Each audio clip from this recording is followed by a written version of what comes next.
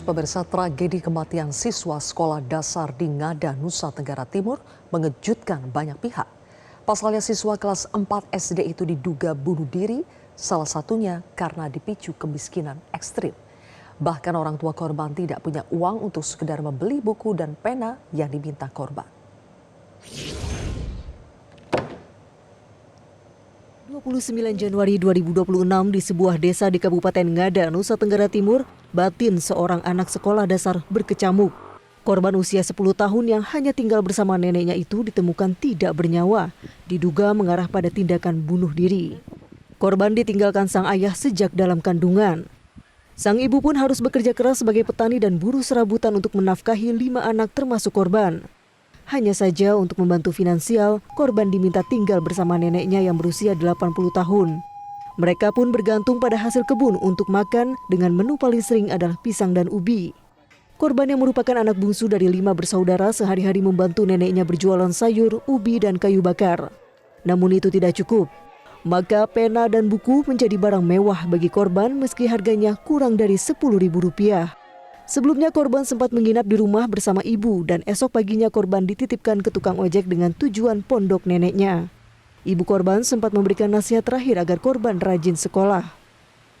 Kalau keseharian yang kami tahu di tetangga, ini anak ini tidak tahu lagi, mungkin dia juga terasa beban hidup terlalu tinggi. Karena tiap hari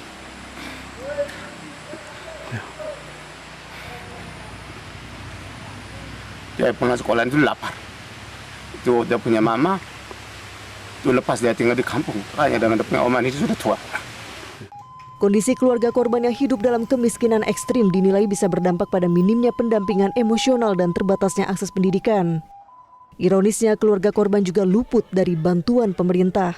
Korban diketahui sempat menuliskan pesan perpisahan dalam bahasa daerah Bajawa untuk sang ibu. Duka ini sebenarnya bukan lagi menjadi duka keluarga, tapi ini duka kita semua, duka kita bersama, duka masyarakat NTT, duka pemerintah, duka pendidikan, duka dunia pendidikan, duka tokoh-tokoh agama, dan sebagainya. Duka kita semua orang tua dan orang dewasa. Sebab kasus yang menimpa anak kita di usia yang masih sangat dini, itu mau mencerminkan kepada kita sebagai sebuah alarm psikologis bahwa dunia kehidupan anak-anak kita, khususnya secara emosional, sedang rapuh. Di fase-fase akhir hidupnya barangkali anak merasa menanggung beban yang sendiri. Dia tidak menemukan saluran-saluran yang aman. Dia tidak menemukan orang dewasa yang mampu hadir untuk mendengarkan apa yang dia pikirkan, apa yang dia rasakan. Polisi menyatakan dugaan awal mengarah pada tindakan bunuh diri, namun penyelidikan masih terus berlangsung. Berita ini tidak bertujuan untuk menginspirasi tindakan bunuh diri.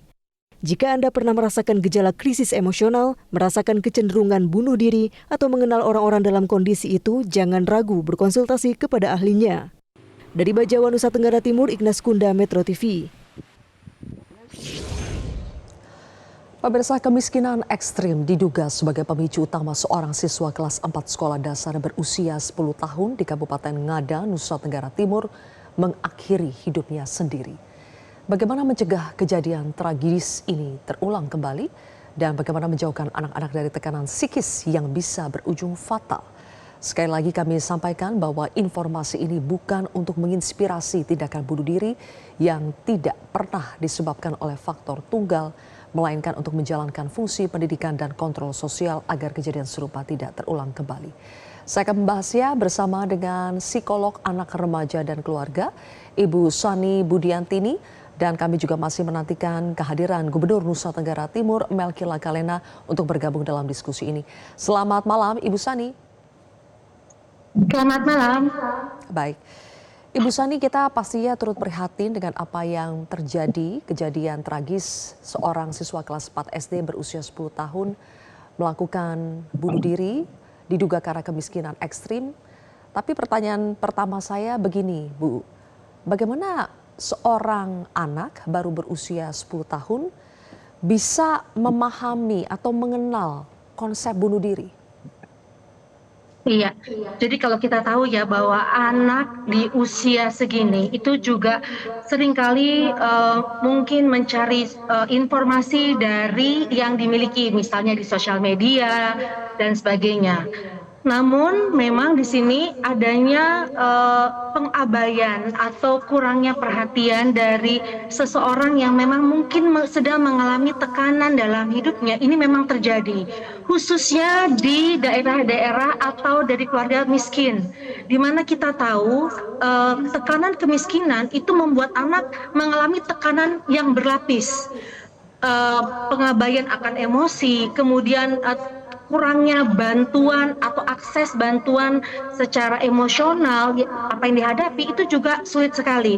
Belum lagi dia ada rendah diri dan merasa tidak ada masa depan. Nah, ini yang membuat seorang anak menjadi depresi yang akhirnya mungkin merasa kalau dia hilang dari dunia ini itu akan mengurangi beban keluarga atau akan lebih bahagia hidupnya. Nah, crying for help di fase anak ini justru harus dipahami oleh lingkungan dan keluarga sebenarnya. Namun khususnya di keluarga-keluarga miskin ini akan terabaikan karena prioritasnya mungkin juga berbeda.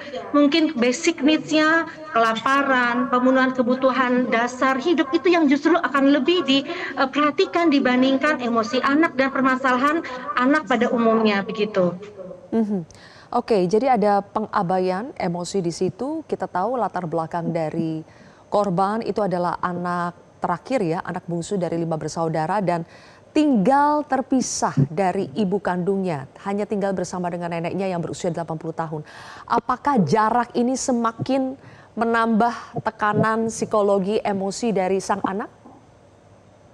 Iya, tentunya dengan anak terpisah dari ibunya mengindikasikan memang sulitnya ekonomi, sehingga anaknya juga harus dibagi-bagi begitu ya untuk diasuh begitu. Kebetulan anak ini juga diasuh oleh nenek yang usianya juga sudah umur begitu ya, yang mungkin saja komunikasi antara usia yang gapnya cukup tinggi itu juga membuat anak tidak bisa mengungkap apa yang dia rasa. Adanya tadi mungkin bentuk merasa dia tidak diperhatikan ya, atau dia tadi karena kemiskinan ini jadi banyak hal yang masalah yang dialami dia akan atasi sendiri gitu. Makanya adanya keinginan bunuh diri itu salah satu mungkin jalan keluar yang dia pikir itu yang terbaik buat dirinya, karena tidak ada ruang untuk dia menyuarakan hatinya, mencari penyelesaian yang lebih baik, atau bagaimana mereka memiliki pembekalan untuk meregulasi emosinya secara matang. Dengan demikian maka dipikir mungkin menghabisi nyawa adalah salah satu jalan terbaik buat dirinya, walaupun ini tidak disarankan sama sekali. Ya, oke. Bu Sani, kita sekarang sudah bergabung juga dengan Gubernur Nusa Tenggara Timur, ada Pak Melki Lakalena. Selamat malam, Pak Melki. Selamat malam. Baik, Pak Melki, langsung saja, jadi ada warga Anda seorang anak berusia 10 tahun yang diduga mengakhiri hidupnya karena kesulitan ekonomi sampai tidak bisa beli buku dan pena ya Pak. Padahal harganya kurang dari 10.000. Apakah tragedi ini tamparan keras buat pemerintah Provinsi NTT? Ya, pertama ini duka kami ya, ini duka satu NTT dan ya ini kejadian yang memukul kami semua. Sejak saya mendapatkan kabar peristiwa ini ditanya oleh pimpinan-pimpinan kami ya, para menteri, para Matambudi tanya ke saya dan banyak lagi yang lain. Ini sangat menampar kami, Mbak Sylvia. Saya tidak pernah menyangka bahwa di NTT akhirnya ada peristiwa ini.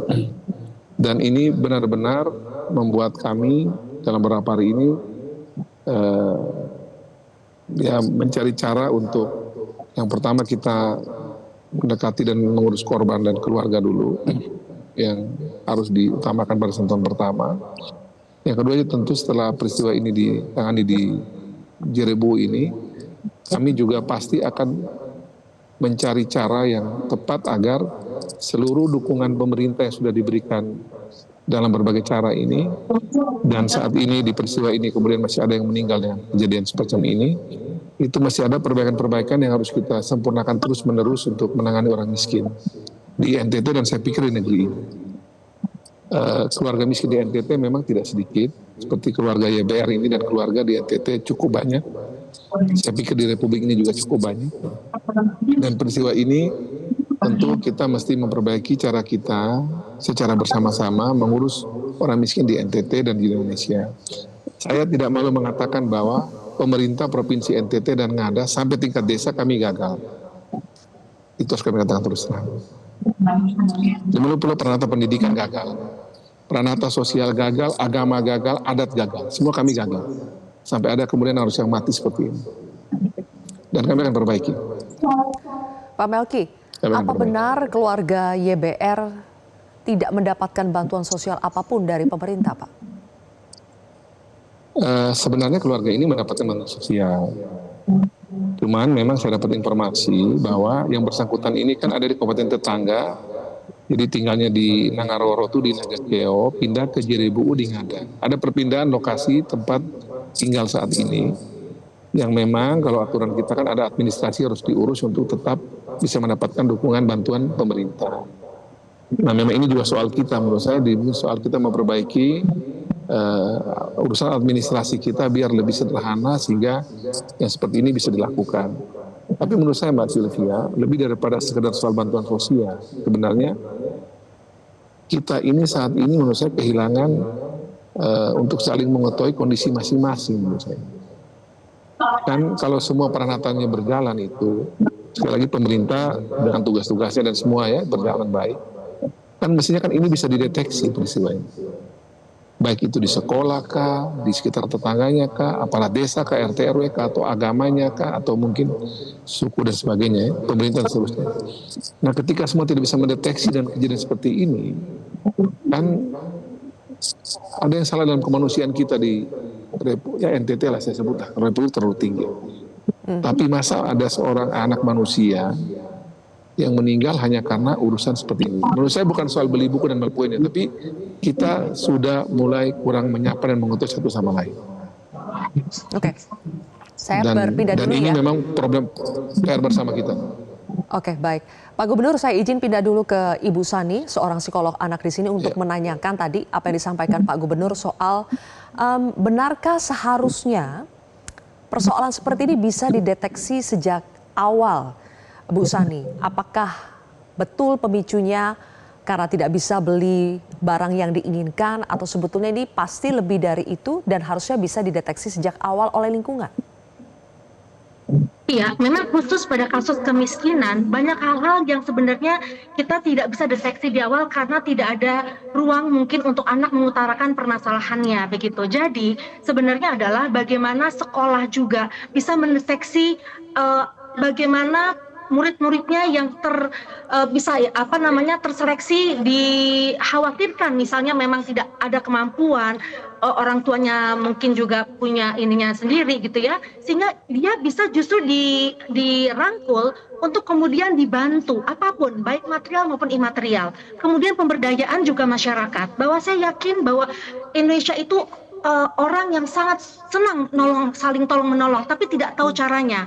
Perlu ada wadah juga untuk memberdayakan masyarakat, untuk juga menjemput bola teman-temannya atau tetangga-tetangganya yang dipikir memang sulit ya, karena setahu saya anak ini juga suka mengeluhkan lapar begitu. Jadi bukan hanya masalah alat yang dia butuhkan, tapi juga kelaparan ini juga menjadi faktor utama. Makanya adanya depresi pada anak di dalam keluarga miskin itu sangat tinggi sekali. Bahkan ada juga anak yang malu tidak bisa beli seragam, dia juga mengakhiri hidupnya karena dia merasa dia dibandingkan keluarga lain dia tidak beruntung begitu. Makanya biasanya ada crying for help fase. Jadi fase yang dia sebenarnya ingin bantuan, cuma dia tidak tahu kemana. Makanya saya juga melalui Pak Gubernur tadi bagaimana memiliki atau menyebarkan hotline service untuk anak-anak ketika dia sudah di dalam puncak emosi ketidakberdayaannya, dia bisa tahu nelfon kepada siapa tanpa dijudge, tanpa dibayar, tanpa harus membayar misalnya. Kemudian konselor sekolah juga ditingkatkan di sini. Karena anak itu punya keluarganya di sekolah sebagai the second home. Jadi keluarga guru, konselor itu juga adalah orang tua mereka yang harus mendampingi. Apalagi ketika anak itu tidak memiliki ciri-ciri khas yang kelihatan di luar, misalnya kemurungan atau dia tiba-tiba menarik diri. Kalau anak-anaknya ceria, kan kita tidak bisa mendeteksi. Makanya bagaimana tidak menunggu bola, tapi kita menjemput bola, menghampiri anak, bertanya, menggali apa yang sedang terjadi, sehingga kita bisa berantisipasi secepat mungkin dan anak tidak menjadi korban lagi. Oke, baik, baik. Masalahnya ketika keluarga dan lingkungan sekitar itu problem sama-sama mengalami masalah kemiskinan, tentu saja mereka akhirnya sulit untuk bisa menyadari emosi apa ini yang sedang terjadi dan cenderung menahan emosi itu seperti yang tadi Bu Sani katakan di awal. Nah, balik lagi Pak Gubernur, jika akar masalahnya itu adalah kemiskinan dan ini juga diperkuat dari data BPS bahwa per Maret 2025 NTT itu menempati peringkat ke-6 sebagai provinsi termiskin di Indonesia dengan persentase penduduk miskin 18,6%. Jadi apa langkah konkret untuk bisa mengurangi kemiskinan di wilayah Anda, Pak? Ya tentu kami bersama dengan teman-teman di kabupaten kota, para bupati wali kota dan sampai tingkat desa kelurahan, saat ini kami betul-betul mendorong agar ekonomi kerakyatan sampai tingkat bawah itu bergerak dan menjangkau terutama dan mengajak partisipasi dan keterlibatan dari keluarga-keluarga miskin yang ada di mana-mana ini. Misalnya juga sekarang yang kami minta bersama dengan teman-teman perbankan, itu kita gerakin KUR yang di NTT ini kurang lebih bisa sekitar lebih dari 3 triliun ini dipakai sampai ke level bawah ini untuk kita gerakin betul ekonomi di bawah dan orang-orang miskin ini juga bisa menjadi bagian dari proses KUR ini yang lagi digerakin. Tapi sekali lagi ya tentunya juga kita masih bicara soal ketepatan data. Sebenarnya orang-orang miskin ini kalau dibantu dengan berbagai program pemerintah yang dilakukan, baik itu dari aspek untuk pengamanan kebutuhan minimum yang bersangkutan ya, pendidikan, kesehatan dan juga ekonomi, termasuk juga untuk memperbaiki kemampuan ekonomi yang membuat dia bisa berusaha. Kami ingin pastikan bahwa memang dana-dana dan dukungan bantuan sosial ini sampai pada yang berhak. Memang problem kita, Mbak Selvi, satu ya, ini saya menjadi atensi kita bersama ke depan adalah jangan lagi persoalan kemiskinan ini dijadiin proyek oleh banyak pihak. Terutama yang selama ini yang saya tahu itu misalnya data yang miskin tiba-tiba tidak dimasukkan, yang tidak miskin masuk misalnya. Atau kepada yang berhak itu kelompok tertentu atau orang tertentu tiba-tiba nggak dapat jadi orang lain. Ini saya masih dapat kabar masih saya terjadi karena faktor-faktor macam-macam. Namun saya ke depan untuk hal semacam ini rasanya kita masih melakukan penegakan hukum yang serius sehingga betul-betul yang data-data kemiskinan ini baik yang memberikan datanya tidak betul atau yang menyalahgunakan data atau soal-soal kemiskinan di bawah ini itu harus diberikan penegakan hukum yang keras untuk semua tertib untuk urusan data-data kemiskinan ini dan juga bantuan sosial ini. Oke, baik. Mohon dikawal Pak Gubernur. Terima kasih waktunya bersama kami. Baik, Mas Selvi. Pak Gubernur, Melki Lakalena dan juga Ibu Santi, psikolog anak, terima kasih sudah bergabung bersama kami di Prime Time News. Jelajahi cara baru mendapatkan informasi. Download Metro TV Extend sekarang.